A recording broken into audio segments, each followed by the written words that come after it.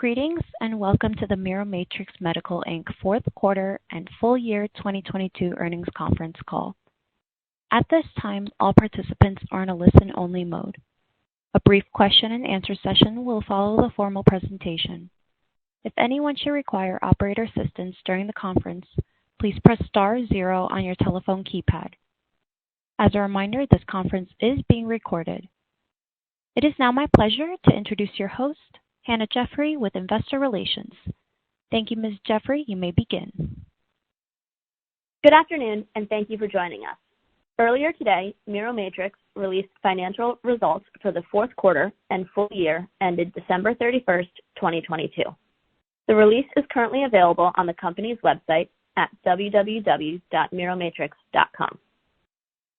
Jeff Ross, Chief Executive Officer, and Jim Douglas, Chief Financial Officer, will host this afternoon's call. Before we get started, I would like to remind everyone that management will be making statements during this call that include forward-looking statements within the meaning of federal securities laws, which are made pursuant to the safe harbor provisions of the Private Securities Litigation Reform Act of 1995. Any statements contained in this call that are not statements of historical fact, including statements regarding the potential timing of pre-IND and IND filings and the initiation of related clinical trials, future expenses and revenue, capital requirements, cash runway, and needs for additional financing should be deemed to be forward-looking statements.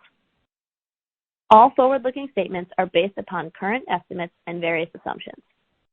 These statements involve material risks and uncertainties that could cause actual results to differ materially from those anticipated or implied by these forward-looking statements. Accordingly, you should not place undue reliance on these statements. For a list and descriptions of the materials, risks, and uncertainties associated with our business, please see our filings with the Securities and Exchange Commission. The information provided in this conference call speaks only to the live broadcast today, March 31st, 2023. Miromatrix disclaims any intention or obligation, except as required by law, to update or revise any information, financial projections, or other forward-looking statements, whether because of new information, future events, or otherwise. I'll now turn the call over to Jeff. Thanks, Hannah. Good afternoon, and thank you to everyone who has joined us today for our fourth quarter and full year 2022 earnings call. The past year was very rewarding and challenging at the same time. One of the most rewarding accomplishments was the submission of our IND application for MIRO liver ELAP in November. We believe this was the first IND submission for a bioengineered organ therapy, putting us on the forefront of pioneering a new class of therapies to treat patients suffering from organ failure. The FDA then notified us in December that our IND application was placed on clinical hold, and in January, we received the formal clinical hold letter from the FDA detailing the specific deficiencies and the information needed to resolve the clinical hold. After evaluating the clinical hold letter internally and with our outside advisors, we remain optimistic about the ultimate success of MIRO liver ELAP. We are focused on providing patients with acute liver failure access to MIRO liver ELAP as soon as possible, and over the coming months, we will focus our efforts on resubmitting the IND in the second half of 2023 with the goal of gaining IND clearance from the FDA shortly thereafter. We believe gaining IND clearance for MIRO liver ELAP is a significant value creation event for Miromatrix because it will be the first time one of our bioengineered organs is authorized for human use in human clinical trials. Following IND clearance for MIRO liver ELAP, our attention will immediately turn to enrolling patients in a phase 1 clinical trial, which our clinical team is preparing for in parallel to our IND resubmission. As a reminder, MIRO liver ELAP is designed to provide liver dialysis by connecting a Miromatrix single-use bioengineered liver with a software-modified Baxter Prismax system outside of the body to treat patients suffering from acute liver failure. The potential addressable market for MIRO liver ELAP includes the approximately 80,000 patients who are hospitalized each year due to various types of acute liver failure. Our initial clinical trial will be targeting patients who represent approximately 5,000 of the 80,000 hospitalizations and an expansion study would likely be required to address the remaining ALS segments. The prioritization of MIRO Liver ELAP enables Miromatrix to sharpen our focus on gaining IND clearance and initiating a phase 1 clinical trial while maintaining a disciplined operational approach with our strong cash position. As a result of our prioritization of MIRO Liver ELAP, investment in our fully implantable kidney and liver programs will be reduced during this time of MIRO Liver ELAP focus, which will push out our targeted pre-IND submission dates. That said, we remain very enthusiastic about our fully implantable bioengineered organ programs. Of course, we could potentially reinvigorate any of our fully implantable bioengineered organ programs if the appropriate partnership arises or circumstances change. I'd like to remind everyone on today's call that we have already achieved essential proof of concept milestones for both fully implantable organ programs and look to maintain that momentum. For MIRO Kidney, we previously announced that we demonstrated urine production and protein retention in a preclinical testing model. We believe this is the first time a bioengineered kidney has produced urine in any model. We were also selected as one of 4 finalists by KidneyX to participate in the Innovate KidneyX Winner Showcase at ASN Kidney Week, which was the second time Miromatrix has been a KidneyX award recipient. For MIRO Liver, we previously published the results of a study done in collaboration with the Mayo Clinic, announcing the successful implantation of our bioengineered livers into large animals. This study showed proof of concept data for MIRO Liver and our decellularization-recellularization technology. In closing, I am proud to announce that we recently had 3 presentations selected for the upcoming American Transplant Congress in June 2023, 2 relating to MIRO Kidney and 1 relating to MIRO Liver ELAP. We look forward to continuing to share our progress with the transplant community. With that update, I will now turn the call over to Jim Douglas, our Chief Financial Officer, to discuss our financial results. Thank you, Jeff. Starting with our balance sheet, we finished 2022 with cash and investments totaling $25.2 million. Adding the $10 million of common stock financing we completed earlier this month, we believe we have adequate capital to fund the company into or past the second quarter of 2024. Additionally, we have not accessed our ATM facility at any point since it was put in place. Next, I'll discuss our fourth quarter 2022 income statement results. Licensing revenue for the fourth quarter of 2022 was $930,000, compared to $8,000 in the fourth quarter of 2021. Licensing revenue for the fourth quarter of 2022 was $930,000, compared to $8,000 in the fourth quarter of 2021. The increase in licensing revenue represents collection of minimum royalties due from Reprise Biomedical for 2020 and 2022. The remainder of minimum royalties due from Reprise for 2021 has been deferred to 2023. Cost of goods sold was $125,000 for both the fourth quarter of 2022 and 2021. Cost of goods sold for both periods relates to the minimum royalty due to the University of Minnesota under our license agreement. Operating loss for the fourth quarter of 2022 was $7.2 million, compared to $5.5 million in the fourth quarter of 2021. Net loss for the fourth quarter of 2022 was $6.9 million, or 33 cents per share, compared to $5.5 million, or 27 cents per share in the fourth quarter of 2021.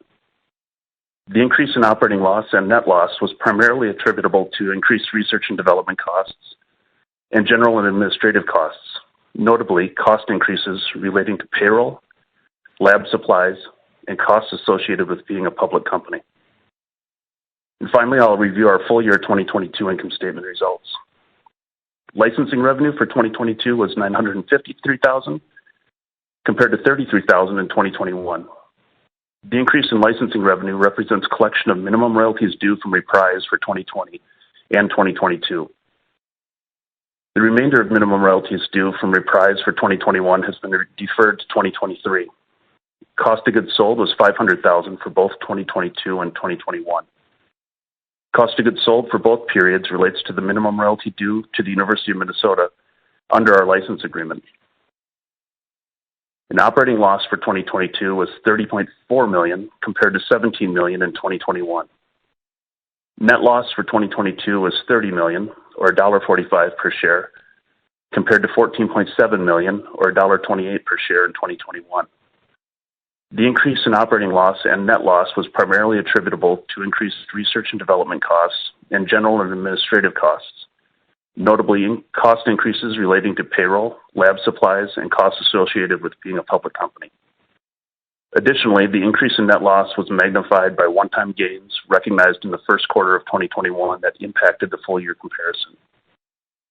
And finally, the increase in weighted average shares used in computing net loss per share for 2022 compared to 2021 is attributable to the issuance of IPO shares in June of 2021. With that, I will turn the call back over to the operator to open the line for questions. Thank you. We will now be conducting a question and answer session. If you would like to ask a question, please press star 1 on your telephone keypad. A confirmation tone will indicate that your line is in the question queue. You may press star 2 if you would like to remove your question from the queue. For participants using speaker equipment, it may be necessary to pick up your handset before pressing the star keys. One moment, please, while we pull for questions. Thank you. And our first question is from Matthew O'Brien with Piper Sandler. Please proceed with your question. Hey, this is Phil on for Matt. Thanks for taking our questions. For starters, can you speak to the clinical hold letter and maybe what the FDA was looking for? As I understand it, there were, both clinical and non-clinical aspects to it. And then, you said second half 23 clearance. Is approval still expected about 30 days following resubmission? And will you let us know when that resubmission occurs? Phil, great question. Thanks for asking it. As we look at the clinical hold and what we kind of highlighted in the earnings call as well, is just how forward we believe we are in terms of progress ahead of others as we pioneer a new class of therapeutics like this. And if you recall from our last earnings call, even upon submission, we had talked about the potential for being put on clinical hold, just because the FDA had never seen a therapy like this before. So we had anticipated it. If you went back to that call, we had talked about, potentially a 3 to 4 month clinical hold. With our current guidance, that was certainly extended a little bit longer as we gave our guidance in the second half of 2023. That's really been driven primarily by two things in the clinical hold letter. The first was a request for some additional biocompatibility testing, mainly on all the external components that we utilize to be able to create that circuit to provide the blood from the patient to our bioengineered liver graft. So that was one area that, unfortunately, because of the length of some of that testing and the facilities to do that and the backlog of those, that led to a longer time associated with that request. The second request that the FDA asked for was some additional animals inside of our safety study. We had essentially done kind of a dosing study with that, where we kind of did a high, a mid, and a low dose. And the request came back for some additional animals kind of at that mid-range or likely dose associated with that in the safety study. So those, Phil, were really the two driving points that led to the longer guidance associated with the second half of this year compared to the guidance of before. The rest of the clinical hold letter was a lot of just clarification and some other questions associated with our process. But as I talked about in the earnings call, we feel really good about where we're at, and now the ability and the roadmap to be able to execute on this and bring this forward with the goal of getting IND clearance. No, thank you so much for that color on the IND side of things. And my follow-up question, can you just remind us on your current expectations for trial design, maybe number of sites, patient numbers? I know you talked about it on the last call, but just a refresher there would be great. Has anything changed on that front? Yeah, nothing's really changed on that front. We're still targeting up to 8 clinical sites. We've been actively engaged with some of the clinical sites with the additional time that we have that we're hopeful brings in the time to be able to activate those sites upon IND clearance. So it's 8 sites, still targeting up to 15 patients in the clinical study. So as we talked about before, this is really a needed therapeutic out there because nothing exists today. But at the same time, we anticipate enrollment and completion of this clinical trial to be relatively fast as we're looking at just multiple days of therapy after they're given the Miromatrix therapy. So you'd look at enrollment and a couple days later, and then our primary endpoint is, as it sits today, is between 48 and 72 hours, and secondary endpoint would be 21 days. Super helpful. I'll jump back in queue, but thanks so much. Absolutely. Thanks, Phil. Thank you. Our next question is from Alex Novak with Craig-Hallum Capital Group. Please proceed with your question. Okay, great. Good afternoon, everyone. Around the animal study, was the FDA trying to get to questions around organ function, how long the organs can last when they're sitting in the external pump, or was this solely the questions really with regards to safety and biocompatibility? Just trying to understand the nature of what FDA was trying to get to there. Yeah, thanks, Alex, for that question. I mean, as we look through those, it was the latter. The requests have been on the biocompatibility and then additional animals inside the safety study. Obviously, we put forth a lot of data associated with functionality of the graft at various endpoints and various times. So the FDA, we didn't see any questions directly related to that coming back from the FDA. Okay, and I know you're doing the bench studies, you're doing the animal studies now. Is there a time point in the next few months where you're going to have visibility to say, yes, we can, in fact, resubmit everything in the second half of this year? Or is there going to be a certain time period where the study needs to be delayed, or the bench studies need to be delayed, or the animal studies taking a little bit longer where you're going to have to revise that time frame? I'm just trying to understand if there's a time point catalyst we can look to that just gives us confidence in that second half 2023 resubmission. Yeah, I think if you look at our earnings call and some of the things that I just talked about as well, is we're really prioritizing MIRO-Liver-ELAP, given the importance of this not only for the patients, but also demonstrating, the willingness to be able to work with the FDA and to be able to move one of our bioengineered organs into human clinical studies. And with that prioritization, we're really focused on moving this forward, Alex. So we're constantly monitoring our timelines and ensuring that we're able to hit the second half of this year. Should something slip with that, or should something happen that's unforeseen, we would certainly redo the guidance at that point. But at this point, everything is well in hand. Okay, understood. If I remember correctly, there was going to be a plan for, I think it's a Type D meeting with the FDA during this this process. Has that taken place, or is that in a next couple of weeks or months or so? Yeah, we've been working on multiple fronts. Throughout this, to just kind of work with the FDA, whether it's Type D or whether it's through informal meetings as well. So we have had some communications with the FDA, and we look to continue to those communications right up until we do our full resubmission. Okay, got it. The ATC presentations, you mentioned 2 are going to be on kidney, 1 on Miromatrix. Can you expand on those presentations? Is this a little bit of a review of the clinical data, or the preclinical data that you've put out so far, or what are the nature of the ATC presentations?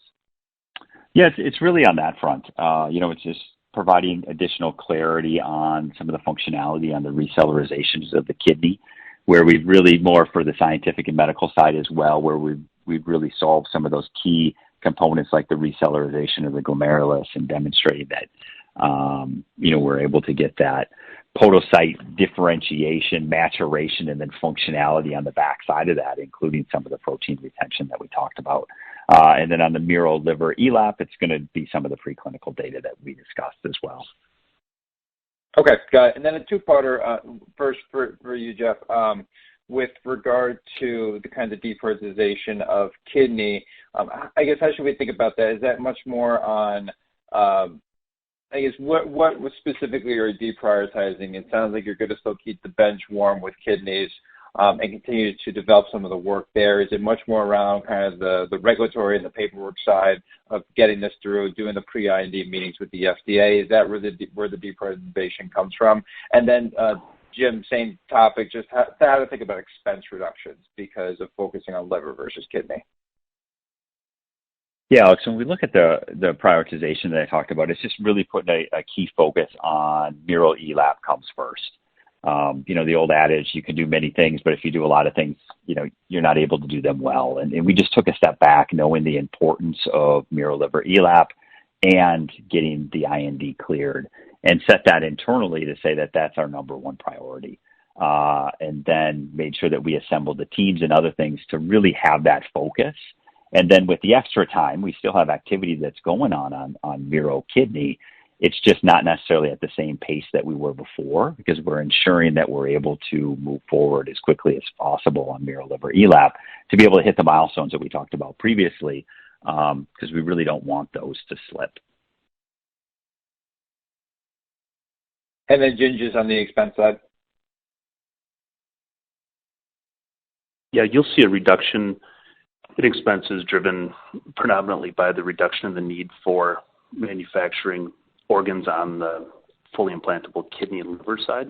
So we'll see a reduction on that front. And then we will essentially, you'll see that we've historically through 2022 ran about a 2 to 2.5 monthly cash burn. We're going to do our best to get that below $2 million and continue to really streamline the business. So you'll see that there'll just be impacts driven by this focus on MIRO liver ELAP that will flow through on various aspects of our cost structure. Okay, got it. That makes sense. Appreciate the update. Thank you. Thanks, Alex.